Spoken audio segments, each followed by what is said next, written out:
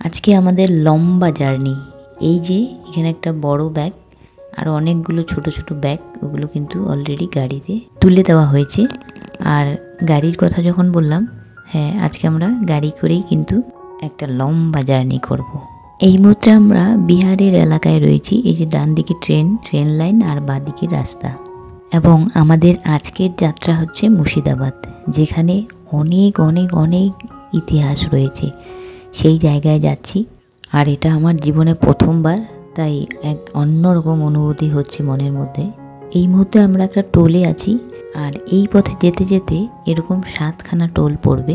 সেই জন্য যারা অনেকে হয়তো ভাবে যে গাড়ি করে গেলে বেশি খরচা নাকি ট্রেনে করে গেলে, তাহলে আমি অবশ্যই বলবো ট্রেনে করে গেলে অনেক কম খরচা পড়বে, কিন্তু গাড়িতে কিন্তু অনেক সুবিধে থাকে, কিন্তু গাড়িতে খরচাটা একটু বেশি। আর এই দেখো রাস্তার দুধারে কলা বাগান, আম বাগান। আর আম বাগান দেখলেই বুঝে যাই যে আমরা মালদার কাছাকাছি আছি, মালদা এরিয়াতে রয়েছি। ঠিক যেমনটা আমরা ট্রেনে করে যখন যাই মালদার পাশ দিয়ে, তখন কিন্তু এরকম অসংখ্য রাস্তার দুধারে আম বাগান দেখতে পাই। তফাৎ শুধু এইটুকুই, তখন ট্রেনে বসে আমরা দেখতাম, আর এখন আমরা গাড়িতে বসে দেখছি। ও হ্যাঁ, গাড়ি করে গেলে আরও একটা অসুবিধে, সেটা হচ্ছে যে রাস্তায় তুমি যে কোনো জায়গায় কিন্তু জ্যামে ফেসে যেতে পারো, কিন্তু ট্রেনে সেটা হবে না।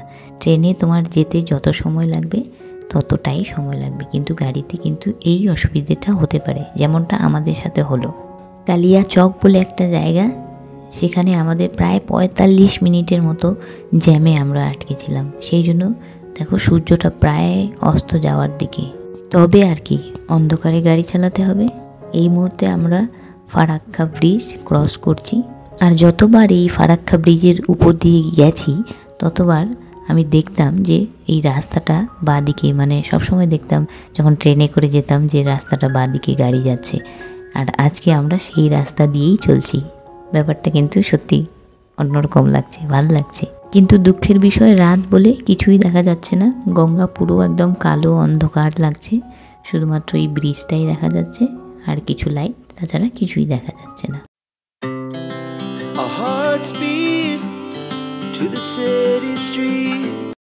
মুর্শিদাবাদে আমাদের ঢোকার সময় ছিল বিকেলে, কিন্তু যেহেতু জ্যাম, আবার অনেক জায়গায় দাঁড়িয়েছি, সব মিলিয়ে আমাদের এখন আমরা এই মুহূর্তে আমরা বহরমপুরে ঢুকে গেছি।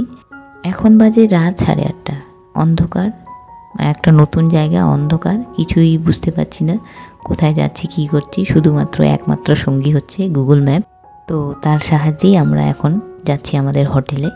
আমাদের আজকের থাকার হোটেলটা হচ্ছে হোটেল ইন্দ্রজিৎ, লালবাগ, মুর্শিদাবাদ।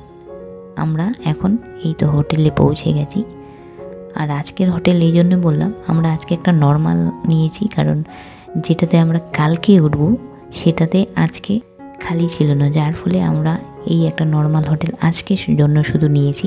এটাতে আজকে শুধু থাকবো, কালকে আবার অন্যটাতে শিফট হবো, এখানেই একটু দূরে। এই হোটেল রুমটা আমি দেখিয়ে দিচ্ছি হালকাভাবে। এই হচ্ছে হোটেল রুম, টিভি আছে, সবই আছে এমনি। তবে অনেকে এই হোটেল নিয়ে অনেক কমপ্লেন করে, কিন্তু আমার আবার ওসব নেই। আমি মনে করি যে এখানে তো আমরা সারা জীবন থাকতে আসিনি, একদিন দুদিন থাকবো, একটু না হয় অ্যাডজাস্ট করবো। বাড়ির মতো সব কিছু সব জায়গায় তো আর চাইলেই পাওয়া যাবে না। আমার এই কথা শুনে আবার অনেকে এটাও বলতে পারে যে যেহেতু পয়সা দিয়ে থাকবো তাহলে কেন কমপ্লেন করব না, কিন্তু সেটা তাদের ব্যক্তিগত ব্যাপার। আমি আমার ব্যক্তিগত মতামত জানালাম। এই হচ্ছে বাথরুম, এখানে একটা কোমোড আছে, গিজার আছে, যেরকম থাকে নর্মালি ওরকম সবই আছে। আমাদের এই হোটেলে পৌঁছাতে পৌঁছাতে সব মিলিয়ে, মানে চেক ইন সব করে ঠোরে এখন মোটামুটি প্রায় 9:45 বেজে গেছে। তো এত রাত্রে আমরা অচেনা জায়গা, জানি না কোথায় খাবো, কি করব। আর সারাদিন যেহেতু রাস্তায় ছিলাম, তাই আজকের রাতের জন্য আমরা এই হোটেলেই, এই যে মেনু কার্ড পেয়ে গেছি, এই হোটেলেই আমরা রেস্টুরেন্টে খেয়ে নেব আজকের মতো।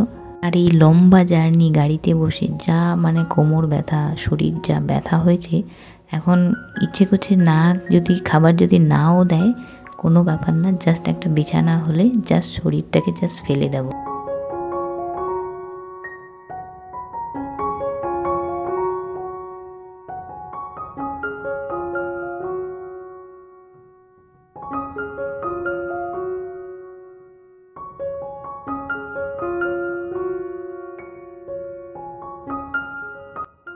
যাই হোক, পরের দিন সকালবেলা আমরা এই হোটেলের রেস্টুরেন্টে ব্রেকফাস্ট করতে এলাম।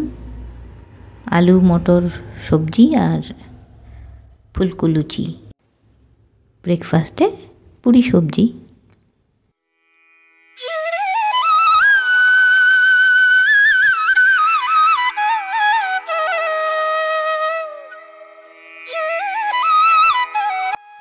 আর এই হচ্ছে হোটেল ইন্দ্রজিতের বাইরের চেহারাটা এরকম। কালকে অনেক রাতে ঢুকেছি বলে ভিডিও নেওয়া হয়নি।